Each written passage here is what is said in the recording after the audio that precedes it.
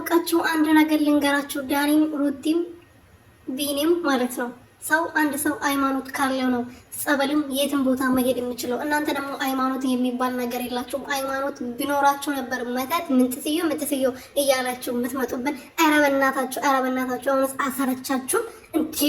ፈጣሪው ትዕግስት ውስጠኝ። ሰላም ቤተሰብ እንዴት ናችሁ? ደህና ናችሁ ወይ? እኔ ያለሁ እግዚአብሔር ይመስገን። በያላችሁበት ሰላማችሁ ብትተርፍርፍ ይበልልኝ። ለዚህ ቻናል አዲስ የሆናችሁ ሰብስክራይብ፣ ሼር፣ ላይክ እያደረጋችሁ ቤተሰብ እንድትሆኑ በትህትና እየጠየኩኝ እንግዲህ አብርሃም ዛሬ በቤቱ ከሚስቱ ጋር ከሩትዬ ከልዕልቷ ከንግስቷ ጋር መጥቷል። ቢኒም አለ ዳኒም አለ። ዳኒ እየጨለለ ነበረ። አብርሃም እንደዛትሽው እንዳሰብሽው አደረግሽው።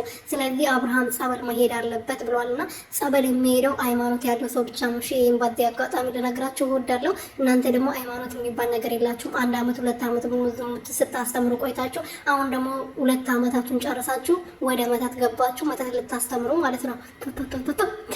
ፈጣሪው ትዕግስት ስጠኝ። ልታሳብዱ ነው እንዴ? ሌላ አይዲያ አለም እንዴ? በዚህ ዓለም ለሌላ ነገር ይዛችሁ አትመጡ። ይሄ ደግሞ ምን ይመስላል? ይሄ ቀርዛዛ ራስ አይደል እንዴ? እንደጻን ልጅ ከሶፋ ላይ እየጣሉ እንድጫወቱ በፈቀድክላቸው ለገንዘብ ለዶላር ብለክ እንጂ አንተ ቤተሰብ አለክ፣ እናት አባት አለክ። ዳኒ ምን ቤት ነው መጥቶ በጸበሉ ሰደው ምናምን ምን ጥስዩ ብለን የምንዘባርቀው? የተከበረ አባት አለክ አይደል እንዴ? እውነት ተደርጎብ ከሆነ ምን ይመስላል? በእናታችሁ ሩትዬ ደግሞ እንደዚህ የምታደርግ ሴት አይደለችም። እሺ ለራሷ ክብር አላት። ምን ይመስላሉ? በእናታችሁ ዳኒ ምን ቤት ነው? ማን ነው እሱ ጸበል የሚወስደው? ልጁ አባት እናት አለው፣ ወንድም እህት አለው አይደል እንዴ? አይሚን የመሰለች እህት አለው አይደል እንዴ? ምን ቤት ነው ከአንተ የምታሽቃብጠው? አሽቃባጥ ሲያስጠሉ